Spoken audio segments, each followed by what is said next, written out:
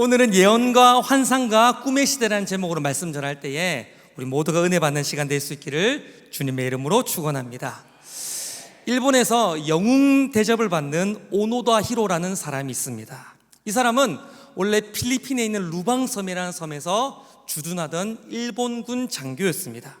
세계 2차 대전 당시에 연합군이 루방섬을 점령하게 되어졌고 대부분의 일본군들은 사살되거나 도망하게 되었습니다. 그런데 이 오노다 히로는 동료 두 사람과 함께 남아서 루방섬 끝까지 남아서 게릴라전을 통하여서 끝까지 전쟁을 싸웠던 그런 사람이었습니다. 그런데 교전 중 동료 두 사람이 먼저 사망하게 되었고 혼자 이 오노다 히로는 혼자 남게 되어지죠. 그리고 혼자서 무려 30명을 살해하고 100명에게 부상을 입히면서 무려 29년 동안 혼자만의 게릴라전을 펼치게 된 것입니다.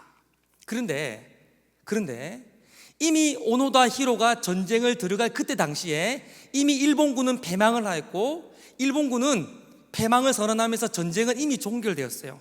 전쟁이 종결되었음에도 불구하고 29년간 오노다 히로 혼자서 전쟁을 싸우게 됐던 것입니다. 필리핀 정부가 전단지를 뿌리면서 전쟁이 끝났다라고 알려줬어요. 근데 오노다 히로는 이거 연합군의 이 작전이다라고 생각하면서 더 깊은 굴로 들어가 혼자만의 전쟁을 계속 싸웠던 것이죠. 그러다가 스즈키 노리오라는 교수가 이 사실을 알게 되어져서 루방섬에 찾아갑니다. 그리고 오노다 히로를 찾아내가지고 전쟁이 끝났다라고 얘기했어요. 근데 오노다 히로가 뭐라고 말하냐면 나는 나의 직속상관이 전쟁을 끝내라고 말하기 전까지는 나는 이 싸움을 계속 싸우겠다라고 말합니다. 그래서 이 오노다 히로의 직속상관인 타쿠친이라는 사람을 수소문하게 됩니다. 그리고 이 사람을 찾아내서 루방섬에 데려가서 이 타쿠치니가 오노다 히로에게 전쟁을 그만 끝내라고 명령하고 오노다 히로는 저렇게 경례하고 혼자만의 전쟁 29년간의 혼자만의 게릴라전을 마감하게 되었습니다. 여러분, 오노다 히로 어떤 사람인 것 같습니까? 얼핏 보면 굉장히 충성스러운 사람인 것 같으나 정확하게 말해보면 시대를 알지 못하는 시대착오적인 사람이 분명합니다. 근데 문제가 있습니다. 오늘날 하나님의 교회 안에 영적인 오노다 히로가 많다는 것이죠. 오늘 우리가 신앙생활하고 있는 이 신약시대, 우리가 교회 안에서 누릴 수 있는 이 신약시대 안에 우리가 얼마나 크고 놀라운 축복의 대상자가 되었는지 그 사실을 알지 못한 채 현대판 오노다 히로처럼 그 축복의 당사자들이 되지 못하는 안타까운 사람들이 많다는 것이죠. 오늘 이 말씀을 통해서 이 말씀을 나눌 때에 오늘 우리가 신앙생활하고 있는 이 신약시대가 얼마나 위대한 큰 놀라운 축복이 쏟아부어지는 시대인지 깨닫고 그 축복의 주인공들이 될 수 있기를 우리 주님의 이름으로 축원합니다. 오늘 말씀을 잘 이해하기 위해서는 먼저 오늘 본문의 배경을 잘 이해해 볼 필요가 있습니다. 오늘 본문의 배경은 먼저 오순절날 예수님의 그 명령을 들었던 120명의 제자들이 기도하는 가운데에 그 제자들에게 성령이 임했어요. 성령이 임할 때에 바람처럼 불처럼 기도하는 제자들에게 성령이 임했습니다. 성령 받은 제자들에게 어떤 현상이 일어나게 되었는데 그들이 방언을 말하기 시작했어요. 이 성령 받은 제자들이 방언을 했는데 이 방언은요 오늘날 우리가 하는 방언과는 조금 다른 방언이었습니다. 오늘 우리가 흔히 하는 방언들은 뭐 뚜뚜뚜뚜 따따따따 이렇게 OES, GS 이렇게 어떤 일정한 패턴을 가지고 무슨 말인지 잘 알아듣지 못하는 말들을 반복해 하는 게 오늘 우리가 하는 방언입니다. 그런데 당시에 성령 받았던 120명의 제자들이 했던 방언은요 완전한 언어였어요.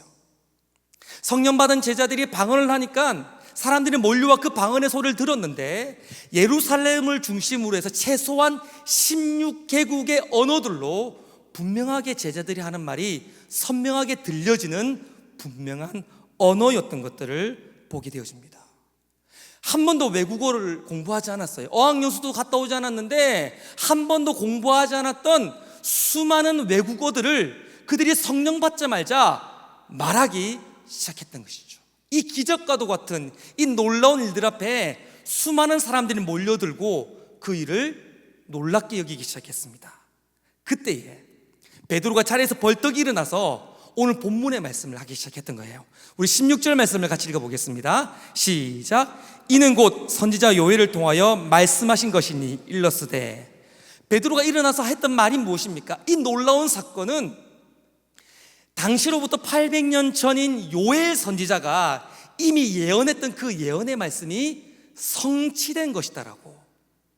이 놀라운 기적과 신비로운 사건들을 베드로가 하나님의 말씀으로 해석하고 있는 거예요.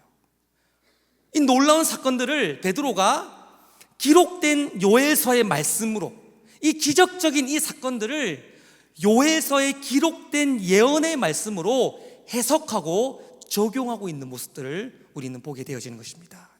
사도행전 1장에 보면 가룟 유다가 자살하여 죽게 됐잖아요. 그런데 그 가룟 유다를 대신할 12번째의 제자를 세울 때, 12번째의 사도를 세울 때에 그들이 그냥 세우지 않습니다. 시편 109편의 말씀, 그의 직분을 타인이 취하게 하소서, 이미 기록되어져 있는 시편 109편의 말씀을 의지하여서 12번째 사도로 마띠아를 그들은 세워냅니다.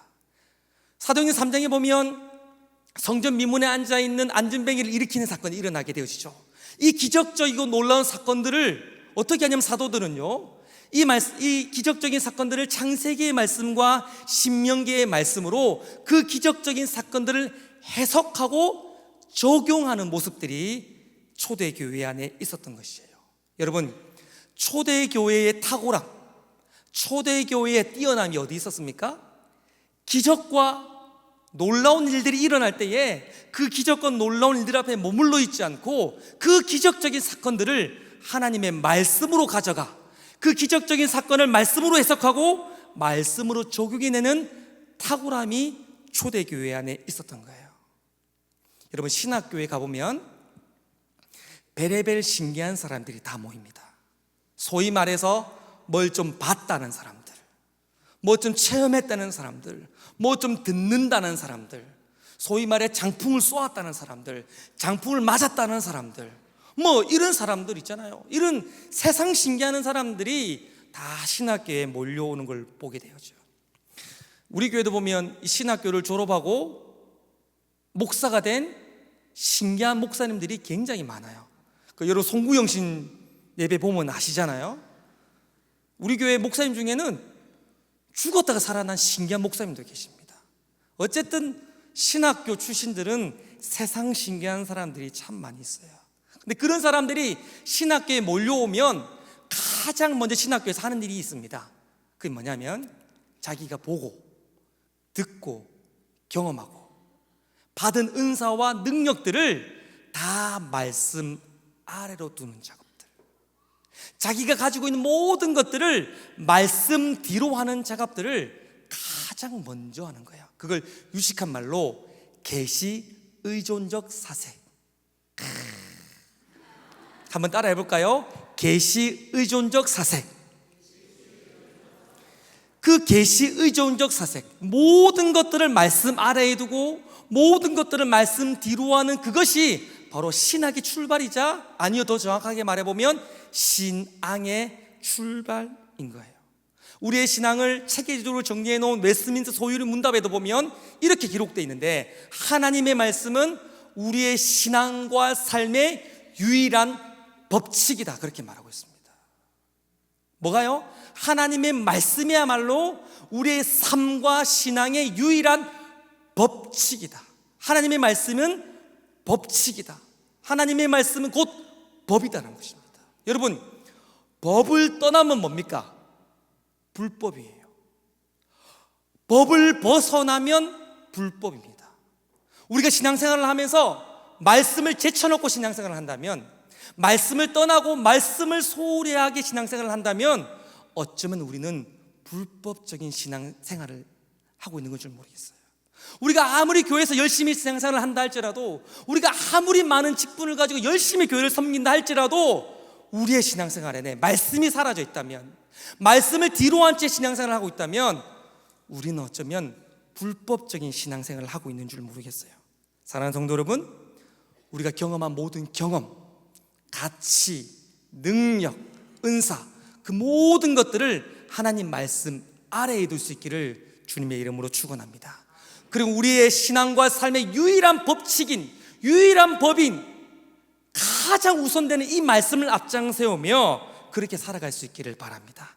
그렇게 살 때에 우리는 건강한 신앙생활, 성숙한 신앙생활을 할 수 있는 거예요. 다시 오늘 본문으로 돌아가서요, 오늘 본문에서 베드로가 인용하고 있는 요엘의 이야기를 집중해 보면, 요엘이 예언한 그 예언에 의하면 오늘 우리가 살고 있는 이 신약 시대에 가장 두드러진 특징이 있다면 그건 바로 성령의 임재예요. 근데 성령이 우리 가운데 임재하실 때에 두 가지의 커다란 중요한 핵심적인 특징이 있는 것들을 봅니다. 첫 번째, 따라 해보겠습니다. 차별이 없는 임재. 시작. 여러분, 구약시대에도 성령은 사람들에게 임재하셨습니다. 그러나 모든 사람들에게 성령이 임했던 건 아니에요. 왕이나 제사장이나 선지자 같은 아주 특정한 소수의 사람들에게만 성령은 임했습니다. 그런데 오늘 요엘이 말하는 그 이야기를 들어보면, 요엘은 신약시대 때 성령이 어떻게 임할 것이라고 이야기하고 있습니까? 우리 17절 말씀을 같이 읽어보겠습니다. 17절 말씀 시작. 하나님이 말씀하시기를 말세에 내가 내 영을 모든 육체에게 부어주리니 너희 자녀들은 예언할 것이요 너희 젊은이들은 환상을 보고 너희 늙은이들은 꿈을 꾸리라. 성령이 어떤 사람들에게 임합니까? 모든 육체에게. 그러니까 신약시대의 특징이 있는데, 신약시대의 성령의 임재의 특징이 있는데 모든 육체에게 성령이 임하게 된다는 것이죠. 근데 그 모든 육체가 구체적으로 누굽니까? 자녀이고 젊은이이고 늙은이인 거예요. 나이와 상관없이 노소를 불문하고 성령은 우리 가운데 임재하시는 것입니다. 할렐루야. 오늘 이 밤에 예배함에 나아갈 때에 이 말씀 그대로, 요엘이 예언했던 그 말씀 그대로 신약시대를 살아가는 오늘 우리들 안에, 우리 어린아이부터 우리 청소년, 청년, 그리고 우리 장년, 노년에까지 다 성령을 경험할 수 있기를 우리 주님의 이름으로 축원합니다. 우리 18절 말씀을 한 번 더 읽어볼까요? 18절 말씀 시작. 그때에 내 영을 남종과 여종에게 부어주리니 그들이 예언할 것이요. 또 성령이 어떻게 임재하십니까? 남종과 여종에게 임한다라고 얘기합니다. 여러분, 당시는 남녀의 차별이 분명했습니다. 여러분, 당시에는 여러분 잘 알다시피 여자는 온전한 인격체로 인정받지 못했습니다. 그저 남자의 소유물에 불과했습니다. 그러니까 그런 생각과 가치관을 가지고 있는 시대 가운데에 이런 말씀이 임하는 거예요. 어떻게 해요? 여자들에게도 성령이 임한다. 우리가 아무도 안 놀라잖아요. 지금 보세요. 지금 그렇지라고 하잖아요. 그런데 1세기 당시에, 아니 1세기로부터 800년 이전의 요엘 시대에 이거는 상상할 수 없는 일이에요. 왜냐하면 여자들은요, 죄송하지만 소나 키우고 찌짐이나 디비지 성령을 받는 대상은 아니었어요. 그런 시대 가운데에 모든 가치와 생각을 초월한 채 성령이 임재하시는데 여자들에게도 성령이 임하는 것이죠. 할렐루야. 여자분들 크게 아멘 하세요. 아멘. 그래가지고 여러분 어떤 일이 일어났습니까? 반전이 일어났는데, 오히려 신약을 가만 보면 신약교회의 주인공은 남자라기보다는 여자들이 신약교회의 주인공이 되어지고, 그 현실을 우리는 오늘도 이 자리에서 옆에 돌아보세요. 남자가 거의 잘 안 보입니다. 여자가 훨씬 많아요. 신약교회의 주인공이 여자가 되어지는 것들을 보게 되어지는 것이죠. 또한 어떻습니까? 또한 남종과 여종에게 성령이 임한다고 말합니다. 여러분, 유대인들은 율법에 의하여 같은 동족인 유대인들을 종으로 부르지 않았습니다. 유대인들이 데리고 있는 종들은 다 이방인들이었어요. 근데 요엘의 예언에 의하면 이방인들에게도 성령이 임한다라고 이야기했습니다. 있을 수 없는 일이었어요. 그러나 신약시대 요엘의 예언에 의하여 성령이 임할 때에 민족의 차별을 뛰어넘어 성령은 이방인들에게도 임한다라고 이야기합니다. 여러분, 남녀의 구분이 분명했던 시대였습니다. 민족 간의 차별이 너무나도 심각했던 시대였습니다. 계급 간의 차이가 아주 컸던 시대 가운데였습니다. 그런 시대 가운데 요엘이 어떻게 예언하고 있습니까? 신약 시대가 되어지면 성령이 임할 것인데 남녀의 차별을 두지 않고 노소의 차별을 두지 않고 민족 간의 차별도 두지 않고 성령이 임할 것이라고 이야기했던 것이죠. 그 결과 우리 같은 죄인들이, 그 결과 저와 여러분 같은 아주 평범하고 보잘것없는 우리들에게도 성령이 임한 줄 믿습니다. 신약시대 때 아주 두드러진 성령의 임재의 특징이 있다면 그건 차별이 없는 임재였던 것이죠. 두 번째 특징이 있는데 따라해 볼까요? 폭풍 같은 임재. 시작. 여러분, 구약시대에도 성령은 임했습니다. 그런데 구약시대 성령이 임할 때에 그 사람을 완전히 장악했던 건 아니에요. 구약 때 성령이 임할 때 그 모습들을 보면 순간순간 성령이 사람들에게 임합니다.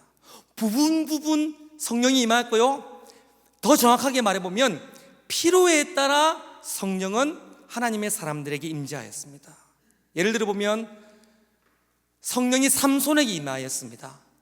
삼손에게 성령이 임하자 삼손이 암몬으로부터 이스라엘 백성들을 구원해내기 시작했어요. 그런데 삼손에게서 성령이 떠나가기도 했습니다. 사울에게 성령이 임했습니다. 그러자 어떤 일이 일어났습니까? 사울이 이스라엘 백성을 구원해내기 시작했습니다. 그러나 성령은 사울에게서 떠나갔어요. 구약시대 때 가만 보면 성령이 어떤 사람들에게 임하여서 그 사람들을 위대하게 쓰십니다.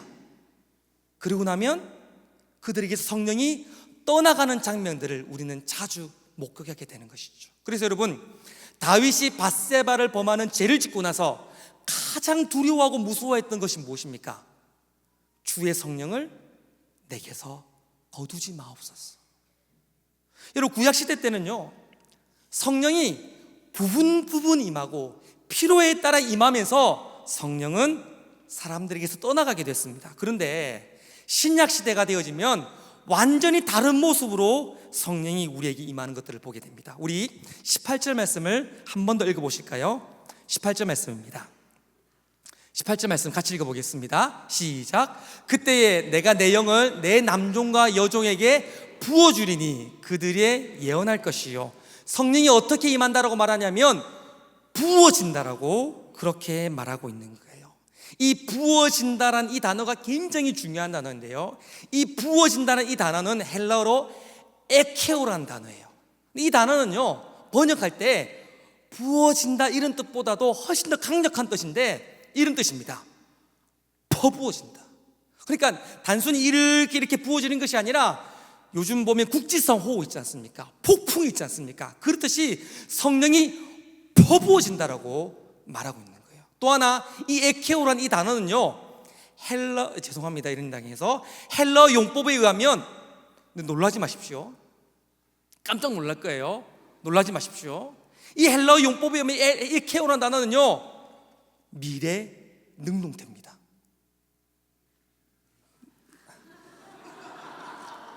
많이 놀라셨죠? 그 성령이 신약시대 때 어떻게 임한다는 것입니까? 가랑비처럼 이렇게 오는 것이 아니라 막 퍼부어지는데, 계속해서 반복적으로 한 번 단회적인 사건으로 끝나는 것이 아니라 계속해서 아무도 안 놀라네요. 계속해서 퍼부어지면서 성령은 임하고 있다는 것이, 할렐루야. 오순절에 임했던 그 성령은 우리 가운데 막 퍼부어지고 있는데 지금 이 순간에도 우리 가운데 부어지고 있는 줄 믿습니다. 이게 신약시대 때 성령의 임재의 특징이에요. 여러분, 제가 예전에 청소년 선교단체를 섬겼는데 부산에 가면 고신대라고 하는 대학이 있는데 그 청소년 집회를 했었어요. 그 집회를 마칠 때쯤에 갑작스럽게 비가 왔습니다. 비가 오는데 얼마나 많이 왔냐면요, 놀랄 거예요. 얼마나 많이 왔냐면 상상을 초월하게 많이 왔어요. 진짜인데요, 비가 얼마나 많이 왔냐면 비옷을 준비 못 해가지고 일회용 비옷을 구해가지고 비옷을 입고 나갔는데, 진짜인데요, 비가 얼마나 많이 왔냐면 비옷을 입고 나갔는데 비옷이 찢어졌어요. 비 오는 건 아니죠 지금? 그리고 여러분, 우산을 쓰고 나가면요, 비가 얼마나 많이 왔더니 우산이 막 휘어지는 거예요. 약간 지금 놀리는 것 같긴 한데 여러분 정말인데, 이거 정말인데요. 여러분 우리 비오면 와이퍼 이렇게 하잖아요. 아무리 와이퍼를 빨리 해도 앞이 보이지 않는 상태가 된 거예요. 그러니까 여러분 하지 마세요. 그런 거 좀 하지 마세요. 부산 고신대에 가보면 산에 세워진 학교라서 이 경사가 정말 가파릅니다. 이 진짜인데요. 정말인데요, 여러분. 정말인데요. 비가 얼마나 단순간에 많이 왔으면, 여러분 거짓말 약간만 못하면요, 내리막에서 물이 강이 돼가지고, 정말 진짜 강이 돼가지고 사람이 건너갈 수 없게 된 거죠. 정말인데요. 그래서 여기서 이렇게 길을 건너갈 때 사람들이 로프를 던져가지고 서로 잡아주면서 막 길을, 진짜라니까요. 그 진짜 그렇게 일이 있었거든요. 뭐 그런 일이 있었어요. 그래 여러분, 정말 산에서 돌이 굴러가는데 막 돌이, 됐어요. 그까지만 할게요. 어쨌든 막 그런 일이 있었어요. 그 실제로 어떤 여자 중학생 아이가 이제 길이 구분이 안 가는 거예요. 이제 길 옆에 보면 이런 하수구가 있었는데 세면으로 된 뚜껑이 다 있었는데 그게 뚜껑이 막 다 날아간 거예요. 길을 걸어가니까 이게 어디가 길인지 어디가 하수구인지 구분이 안 되는 거예요. 근데 여자아이가 걸어가다가 하수구에 빠져버린 거예요. 그런데 아까 계속 제가 진실로 말하고 있지만 물이 엄청나게 빠르게 흘러갔다 했잖아요. 여자아이가 그냥 쭉 빨려 들어가는 거예요. 근데 그 순간 옆에 있던 고등학생 아이가 여자를 잡은 거예요. 잡았는데 잡는 순간 이거는 잡아낼 수 없다는 생각을 이 친구가 바로 해서 어떻게 하냐면 자기 몸을 한쪽에 몸 길에 기대고 한쪽 발을 하수구에 집어넣어가지고 자기 발을 지지 삼아서 여자아이를 이렇게 걸어 놓은 거예요. 그래서 살려주세요라는 소리를 치자 막 장정들 4-5명이 막 뛰어가서 여자를 끄집어내는데요, 얼마나 비가 많이 왔으면요, 그 장정 4-5명이 여자 중학생을 끄집어내지를 못하는 거예요. 그래가지고 한 5분간 그 아이를 끄집어내는데 난리도 아니었어요. 근데 그 여자를 끄집어내니까 입고 있던 모든 옷이 다 찢어져 버렸어요. 비가 그렇게 많은 거예요. 그래서 뉴스를 딱 봤더니 부산 그 기상관측 역사상 부산에 시간당 가장 많은 비가 그날 왔다라고 제가 아니고 기상청에서 얘기했다고 하잖아요 지금요. 근데 제가 그때 비를 보면서 처음으로 두려움에 사로잡혔어요. 감당이 안 되는 비, 정말 불강력적인 비가 내리는데 그럴 때 쓰는 단어가 에케오입니다. 비가 내리는 게 아니라 퍼부어지는 거예요. 여러분, 그런데 오늘 요엘은 또 요엘의 예언을 인용하여 베드로가 지금 무엇이라고 말하고 있습니까? 오늘 우리가 신앙생활을 하고 있는 이 신약 시대 가운데에 성령 하나님이 그렇게 에케오, 퍼부어지고 있다고 말씀하시는 줄 믿습니다. 여러분, 오늘날 또한 성령이 우리에게 임하실 때 요한복음 14장 16절에는 어떻게 말하고 있습니까? 우리에게 성령이 임하고 나면 구약과는 전혀 다르게 우리를 떠나지 아니하시고 영원토록 우리 가운데 임재하고 계시다라고 말하고 있는 것이죠. 이게 바로 신약시대 우리 가운데 임재하시는 성령의 특징인 줄 믿습니다. 마태복음 10장에 보면 하나님이 우리의 아버지가 되셔서 우리에게 좋은 것 주신다라고 말합니다. 근데 누가복음 11장에는 우리의 아버지 되신 하나님께서 우리에게 주시는 가장 좋은 것이 무엇인지 설명하고 있는데 그게 바로 성령이에요. 예수님이 충격적인 이야기를 요한복음에서 하셨는데 내가 너희를 떠나가는 것이 너희에게 유익이다. 예수님이 우리를 떠나가는 것이 우리에게 유익이다. 내가 떠나가야 또 다른 보혜사 성령이 너에게 임재하실 것이기 때문에. 할렐루야. 하나님이 우리에게 주시는 가장 좋은 것, 하나님이 우리에게 허락하시는 이 신약시대 때에 가장 위대한 축복은 바로 성령의 임재인 줄 믿습니다. 근데 그 성령은 누구도 차별하지 않고 여기 모인 모두에게 임재하시는데 부분적으로, 순간적으로, 미미하게 임재하시는 것이 아니라 폭풍처럼 에케오하면서 우리에게 임재하시면서 그렇게 한번 임재하시고 나면 우리를 떠나지 않고 우리를 영원토록 붙잡으시는 그런 성령님인 줄 믿습니다. 그래서 결단코 말씀드릴 수 있는 건 신약 시대를 살아가는 교회에게 가장 위대한 축복이 있다면 바로 성령의 임재이고, 그런 하나님의 교회 안에 백성으로 살아가면서 누릴 수 있는 가장 위대한 축복이 있다면 그건 바로 우리가 성령의 임재 안에 머물러 있게 되는 것인 줄 믿습니다. 그러면 여러분, 이 말씀에 의하면 오늘도 우리들에게 성령이 막 퍼부어지고 있는데, 그러면 우리가 성령을 받고 나면 어떤 일을 하게 되어집니까? 우리가 성령을 받고 나면 어떤 결과를 낳게 되어집니까? 우리 17절 말씀을 다시 한번 읽어보겠습니다.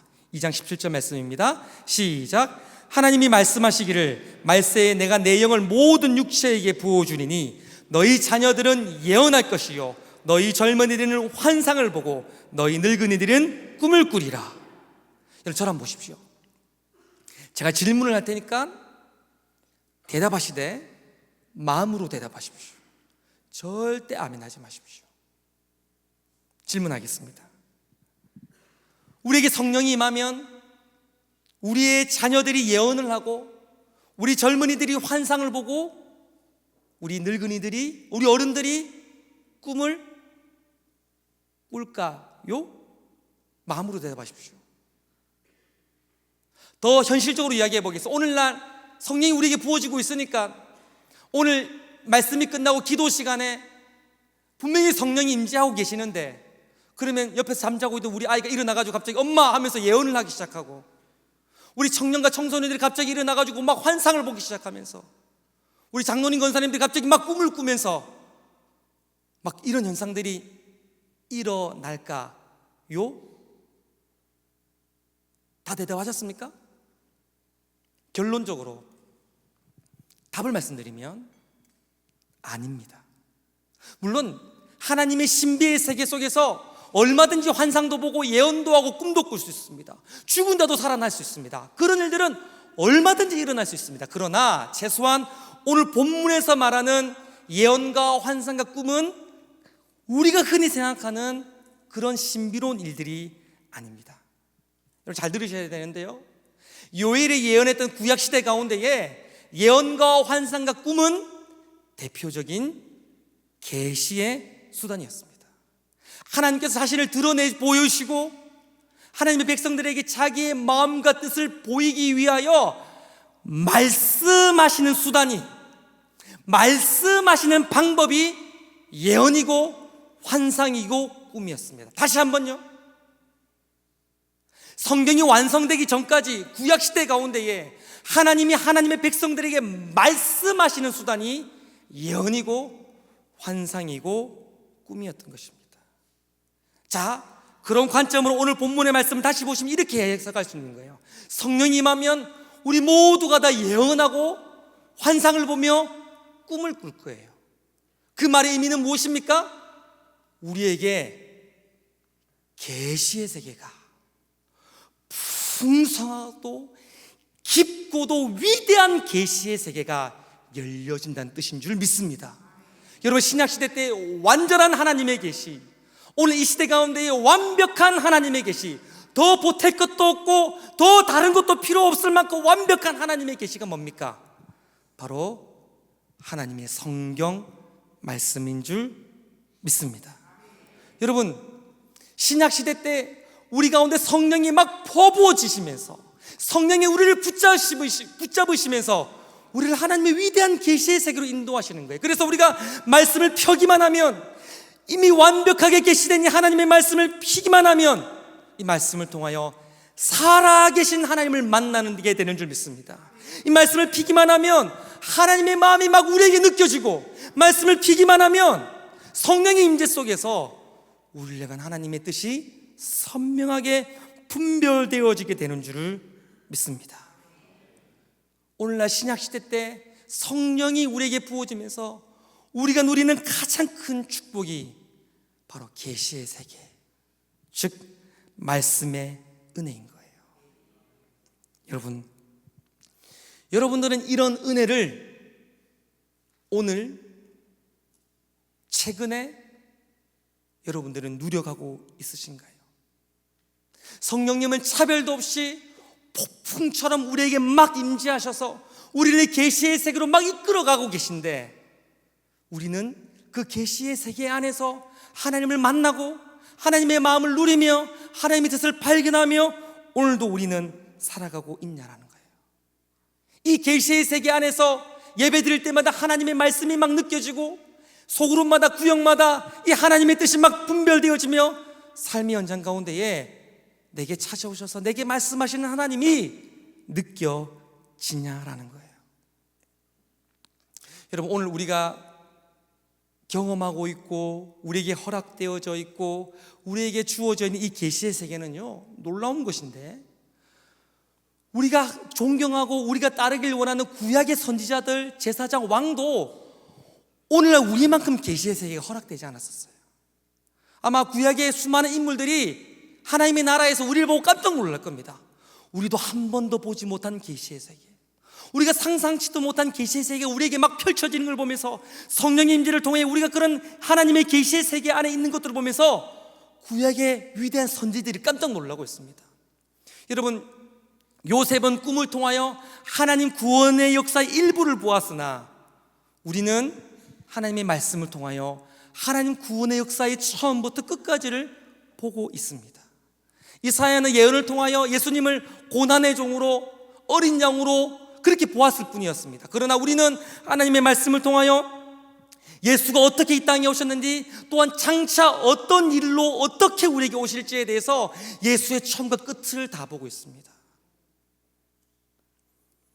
에스겔은 환상 가운데 이스라엘 나라의 회복을 보았고 하나님 나라의 그림자 정도를 보았을 뿐이지만, 우리는 오늘도 우리에게 허락된 하나님의 말씀을 통하여 하나님 나라의 완성을 볼 뿐 아니라 완성되어져 가고 있는 하나님의 나라 안에 우리는 오늘도 살고 있는 거예요. 어쩌면 우리는 우리가 존경하고 따르는 구약의 수많은 인물들보다도 훨씬 더 큰 계시의 세계 속에서 훨씬 더 깊은 계시의 은혜를 누리며 우리는 살아가고 있는 거예요. 근데 그런 계시의 세계가, 그런 말씀의 은혜가 우리에게 허락되어졌는데, 여러분들은 그 계시의 은혜를, 그 말씀의 은혜를 오늘 누리며 먹고 살아내고 있는지에 대해서 질문해 보고 싶어요.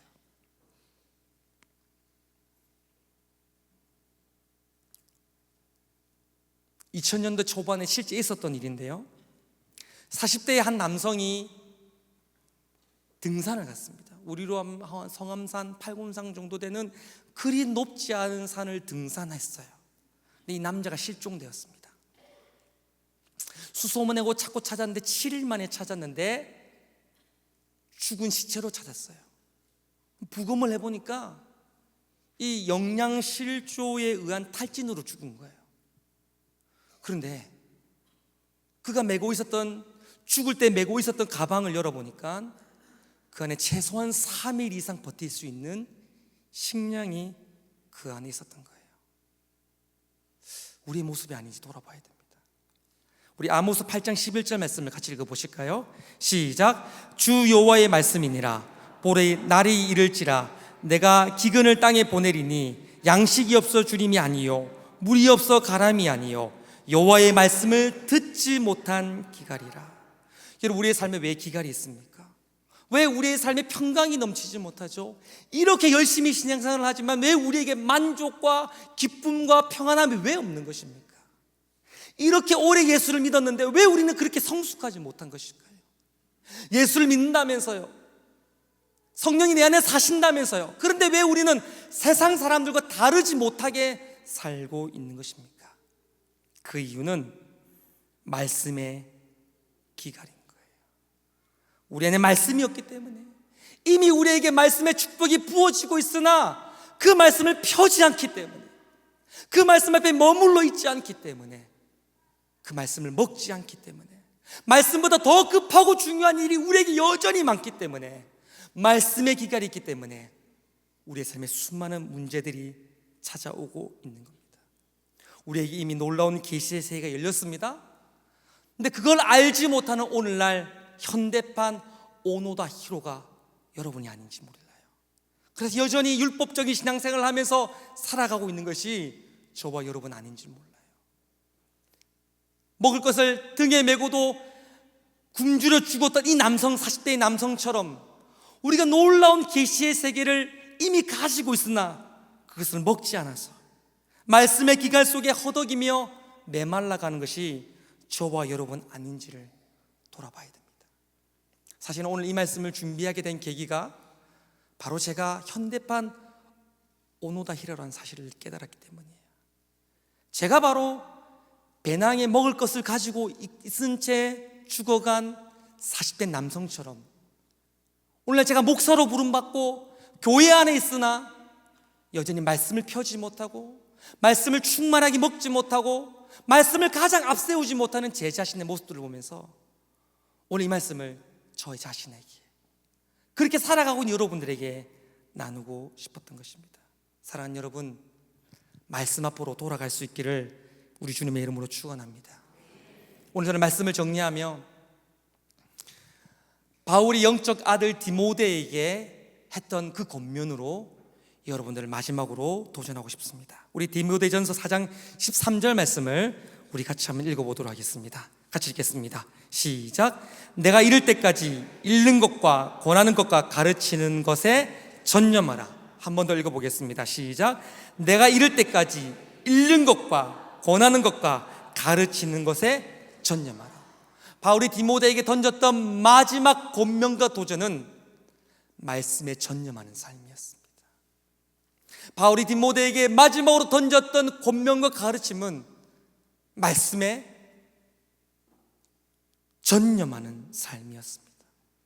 여러분, 연어가 회귀 본능이 있지 않습니까? 그 회귀 본능으로 돌아갈 목적지가 딱 정해지고 나면 어떻게 합니까? 이 폭포도 막 거슬려 가면서 그 정해진 목표를 향하여 막 달려가게 되는 것이죠. 막 돌틈이 있다 할지라도 자기의 몸을 상해가면서 그 목적지를 향하여 돌틈을 비집고 목적지를 향하여 달려가는 것이죠. 맹수들이 있다 할지라도 목적지를 향하여 목숨을 걸고 목적지를 향하여 돌아가는 회귀 본능이 연어에게 있어요. 그런 모습들을 향하여 전념한다 얘기합니다. 여러분, 오늘 우리에게 이런 모습이 필요해요. 우리의 삶을 가로막고 있는 수많은 분주한 일들이 있을 것 같아요. 말씀을 펴지 못하고 말씀 앞에 머무르지게 하지 못하는 수많은 바위와 폭포와 수많은 걸림돌들이 있을 것 같아요. 그렇다 할지라도 그것들을 뛰어넘어가며 우리의 목적지, 우리가 회귀해야 될 그 말씀 앞으로 전념하고 전념하여 그 목적지를 향하여 달려가서 하나님이 기뻐하시는, 하나님이 우리에게 허락하신 계시의 세계를 충만하게 누려내는 저와 여러분 될 수 있기를 바랍니다. 그것이 우리가 사는 길이고 그런 모습을 우리 하나님이 기뻐하실 줄 믿습니다.